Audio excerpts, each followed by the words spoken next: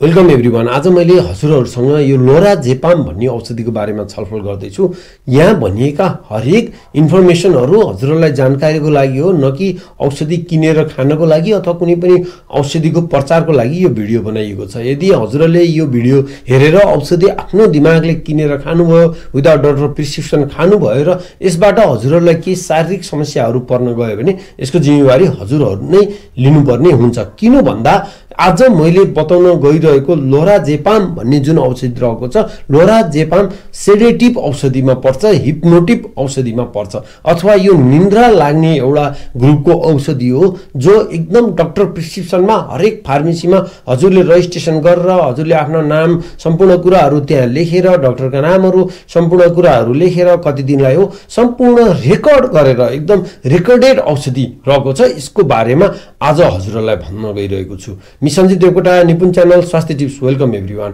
म यसरी नै औषधि बिक्री वितरण गर्ने ठाउँमा पोखरामा फार्मेसीमा 20औं वर्षदेखि कार्यरत छु। यो लोराजेपाम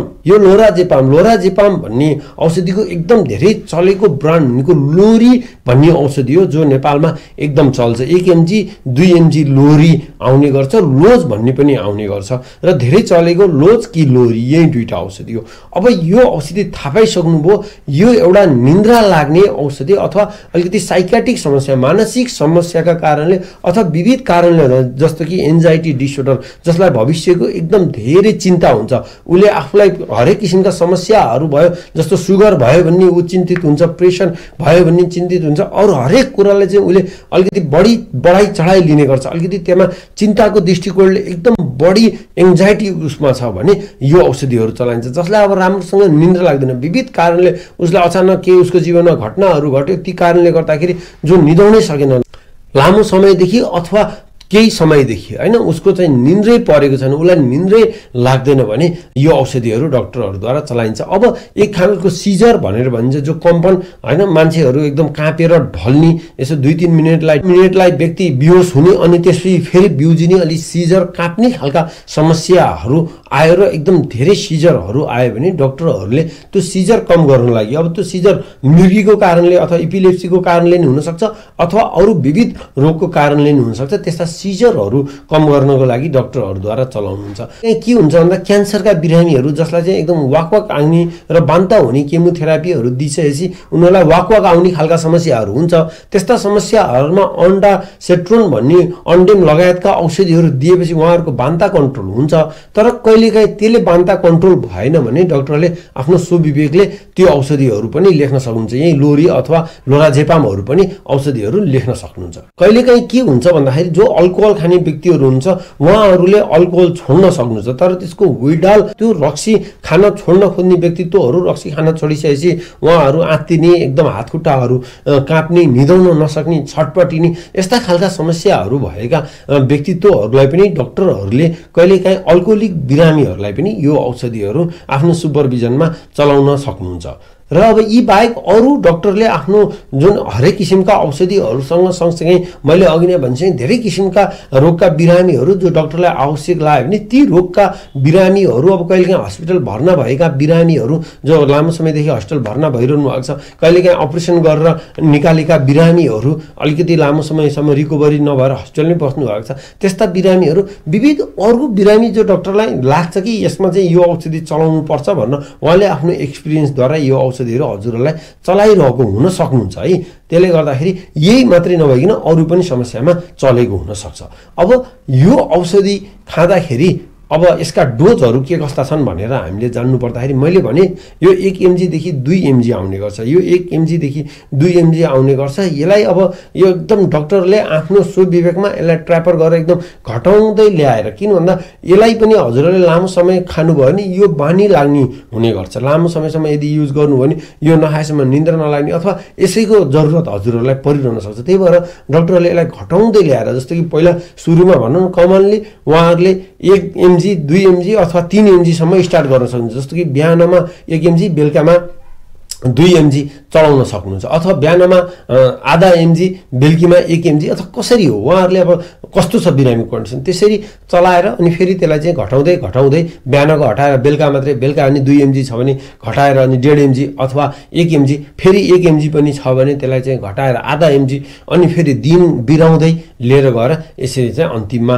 छोड्नु पर्ने हुन्छ यसले चाहिँ यसरी डाक्टरहरूले छुटाउनुहुन्छ अब यो औषधि यदि हजुरहरूले सेवन गर्नुपर्ने अवस्था छ भने यदि हजुरहरू साइकियाट्रिक डाक्टरसिम जानु भएको छ भने हजुरहरूले केही कुराहरू भन्नुपर्ने हुन्छ जस्तो हजुरको रक्सी खाने बानी छ कि छैन अब हजुरहरूको श्वास प्रश्वासको समस्याहरू छ कि छैन जस्तो COPD भनेर भनिन्छ अथवा कोही बिरामीहरू राति सुतेपछि राम्रोसँग सास फेर्न बिर्से जस्तो एक खालको रोग हुन्छ पुरा कहिलेकाहीँ 1-2 मिनेट 3 मिनेटसम्म ती व्यक्तिहरूले सास नफेरी अनि फेरि चाहिँ सास फेर्ने यस्तो खालको रोग पनि हुन्छ है यस्तो खालको रोगहरू भएका जुन सास फेर्न समस्या सास सम्बन्धी अथवा फोक्सो सम्बन्धी हरेक किसिमका समस्याहरू श्वास प्रश्वास सम्बन्धीका समस्याहरू छ भने हजुरहरूले भन्नुपर्ने हुन्छ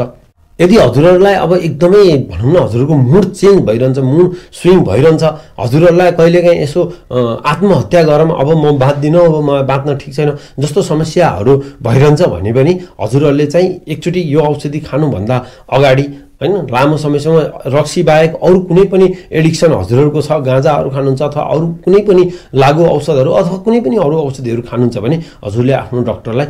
मेरो यस्तो छ है भनेर हजुरको पास्ट प्रेजेन्ट हैन हिस्ट्री जति छ जुन मेडिकल हिस्ट्री छ हजुरले डाक्टरहरूलाई दिनुपर्छ अब यो एकदमै टिपिकल्ली कस्ता बिरामीहरूलाई नदिने भनेर भन्दाखेरि यो जो एनजिओ ग्लुकोमा भन्ने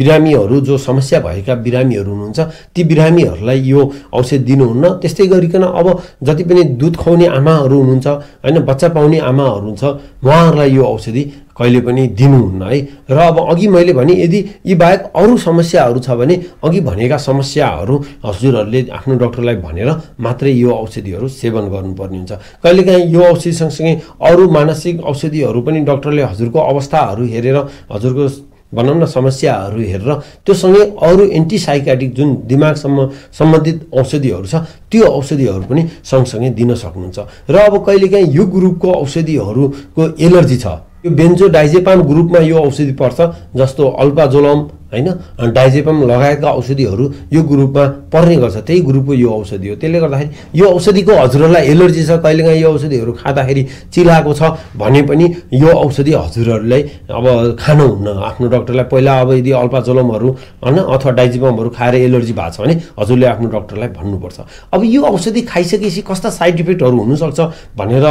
भन्नु पर्दाखेरि अब यो निन्द्रा लाग्ने औषधि भइसकेपछि यसले चाहिँ निन्द्रा लाग्ने गर्छ झुम्म पार्ने मान्छेलाई लट्ठो पार्ने हुन सक्छ अब पेट सम्बन्धीका समस्याहरू पेट फुलिने पेट सम्बन्धीका समस्याहरू आउने हुन सक्छ र यसको साइड इफेक्ट भनेको यो लत लाग्न सक्छ बानी यसले पार्न सक्छ हजुरलाई यो नभएसम्म हजुर फेरि फ्रेस नहुने निन्द्रा नलाग्ने लगायतका अरू भनौँ न अरू जुन दैनिकी गर्नुपर्ने कामहरू हो ती दैनिकी कामहरूमा पनि हजुरलाई डिस्टर्बेन्स हुन सक्छ चक्कर लाग्न सक्छ कहिलेकाहीँ चक्कर लागेर हजुरहरू ढल्न जान सक्ने मुखहरू सुक्खा हुने अलिकति कमजोरी महसुस हुने कहिलेकाहीँ हेर्दाखेरि कहिलेकाहीँ कसैमा अब प्रेसरहरू पनि लो हुने यस्ता खालका साइड इफेक्टहरू हुन सक्छ अथवा यो औषधि खाइसकेपछि यी बाहेक मैले भनेको भन्दा अरू डिफरेन्स खालका चाहिँ समस्याहरू देखिए अरू हजुरले नसोचेको जस्तो मसल्सहरू एकदम धेरै कमजोर भयो मसल्सहरू एकदम थाके जस्तो गले जस्तो एकदमै गाह्रो भयो भने हजुरले आफ्नो डाक्टरलाई भन्न भेट्न सक्नुहुन्छ र यही औषधिको पनि विडाल सिन्ड्रोमहरू आउन सक्छ है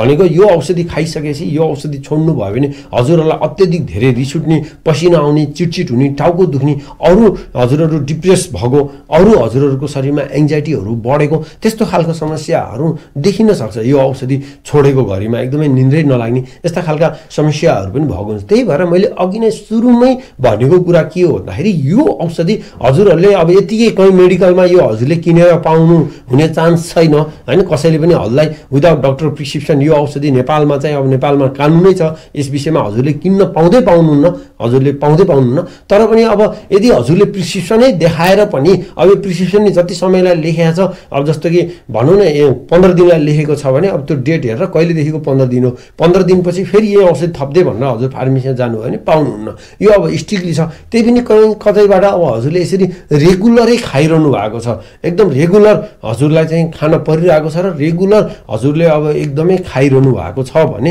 अब यो छोड्नु भयो भने यसले समस्या ल्याउन सक्छ, हजुरलाई अरू अप्ठ्याराहरू देखिन सक्छ। त्यसले गर्दाखेरि यसलाई नियमित खानभन्दा यसलाई घटाउँदै ल्याएर आफ्नो डाक्टरको प्रोपरली सुपरभिजनमा, डाक्टरको सल्लाहमा, डाक्टरलाई भेटेर हप्ता दिन, 15 दिन, 1 महिना कति हो जति सक्दो छिटो यसलाई चाहिँ घटाएर हजुरले छोड्नुपर्छ।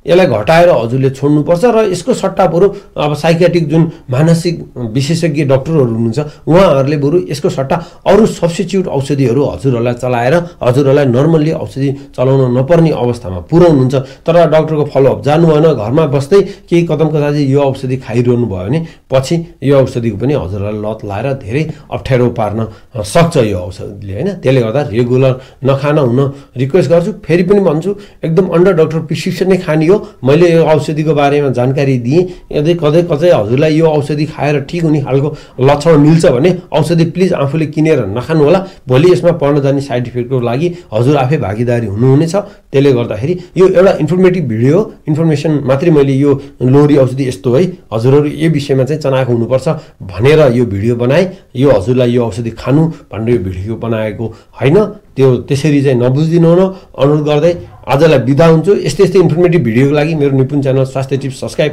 पनि गर्न हजुरलाई अनुरोध गर्छु। बाई।